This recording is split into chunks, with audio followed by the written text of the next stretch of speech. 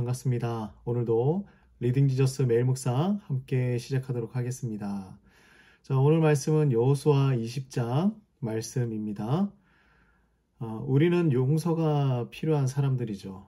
용서가 없다면 이 세상을 살아갈 수가 없을 것입니다. 그래서 이것을 하나님의 관점에서 바라본다면 긍휼이라고 말을 할 수가 있겠죠.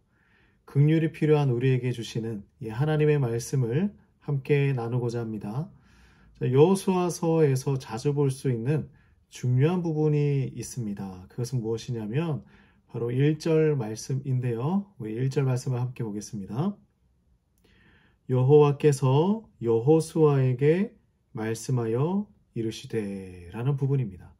자, 하나님께서 말씀하시고 여호수아는 듣습니다.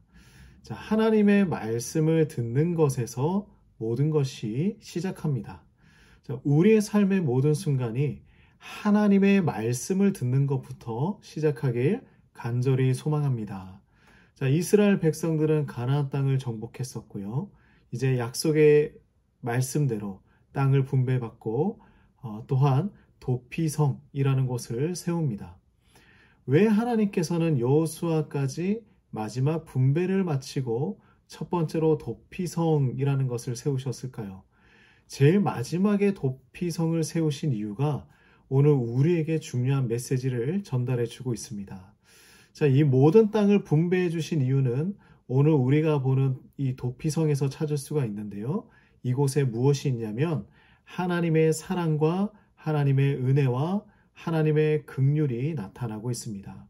자, 이스라엘 백성들은 이제야 그 수많은 시간을 방황하고 광야를 걸으며 헤매이던 삶을 마무리하고 있습니다. 자, 그들에게 정착이 허락이 된 것이죠. 이제 방황은 그만하고 여기에 정착하라는 것입니다. 자, 이 말씀에 참 위안이 되지 않습니까? 그런데 이곳에 정착해서 잘 먹고 잘 사는 것만이 목적이 아니었습니다. 도피성의 역할은 무엇이냐면 사람을 살리는 일에 목적이 있었습니다. 하나님의 뜻이 바로 이것이죠. 이스라엘 백성들이 정착해서 해야 할 일은 무엇이냐면 부자가 되는 것이나 나만 잘 사는 것, 땅을 넓혀가는 것, 이것이 아니었습니다. 바로 사람을 살리는 일입니다. 우리 이 관점에서 말씀을 나누길 소망해 봅니다. 자, 2절 말씀을 읽어 볼까요? 이스라엘 자손에게 말하여 이르기를 내가 모세를 통하여 너희에게 말한 도피성들을 너희를 위해 정하여 라고 말씀합니다. 자, 하나님께서 예전에 모세에게 명령하신 일이 있었어요. 그리고 이 명령은 누구를 위한 것이라고 합니까? 바로 너희들을 위한 것이다. 너희를 위해서 정한 것이다 라고 말씀하시죠. 하나님의 세밀하신 은혜라는 것이 보여지고 있습니다. 하나님의 마음이죠. 이스라엘 백성들 너희를 위한 것이다. 왜냐하면 하나님은 이스라엘 백성들을 너무나 잘 알고 계셨기 때문입니다. 이들이 어떤 사람들인지, 무엇에 약한지, 어떤 부분에서 죄를 짓게 될지 다 알고 계셨던 것이죠. 그런 연약한 너희들을 위해서 이 도피성을 세웠다. 하나님께서 우리에게 말씀을 주시고 예수님을 이 땅에 보내신 이유가 바로 여기에 있는 것입니다. 너희를 위해서 도피성을 세웠다. 너희를 위해서 나의 아들 예수를 이 땅에 보냈다. 자, 조금 더 구체적으로 말씀을 살펴봅시다. 우리 3절 말씀을 읽어볼까요? 부지 중에 실수로 사람을 죽인 자를 그리로 도망하게 하라. 이는 너희를 위해 피해 보복자를 피할 곳이니라.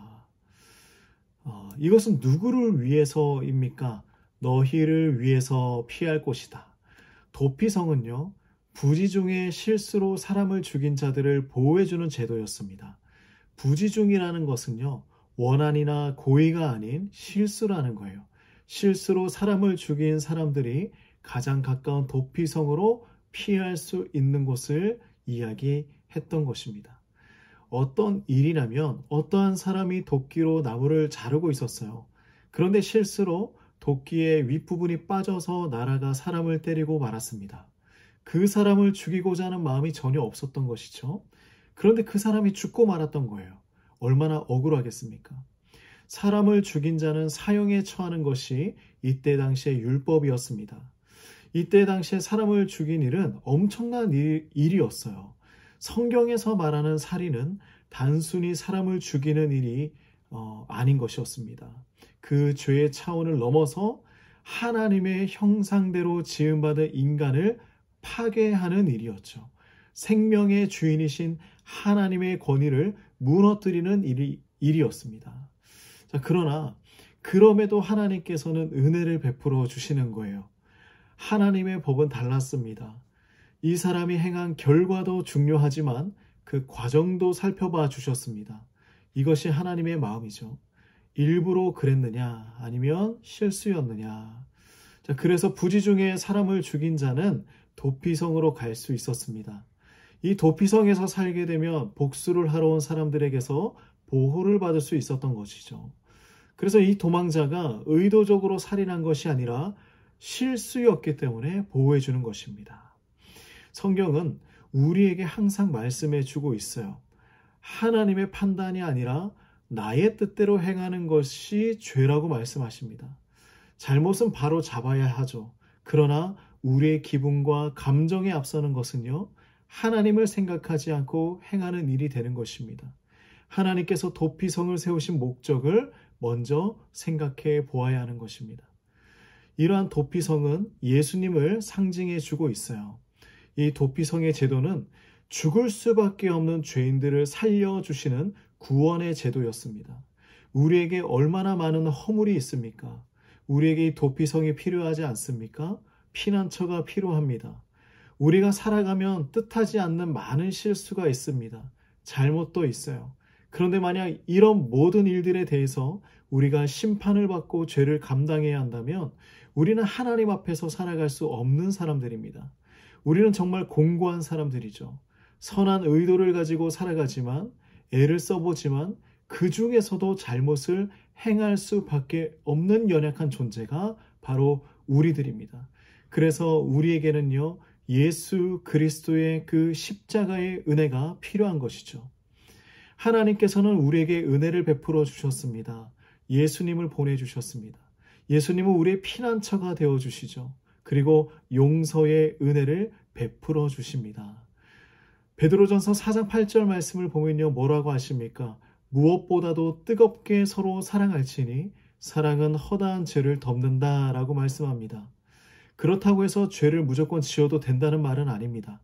하나님께 받은 그 은혜를 기억하라는 것이죠. 우리 모두 도피성의 은혜를 누리며 살아가길 소망합니다. 도피성 안에 있는 사람들은 살아가지만 그 도피성 밖에 있으면 죽을 수밖에 없는 사람들이었습니다.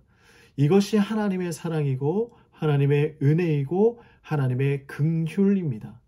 그래서 이 도피성의 목적은요, 사람을 살리는 일입니다. 이것이 하나님의 마음이에요.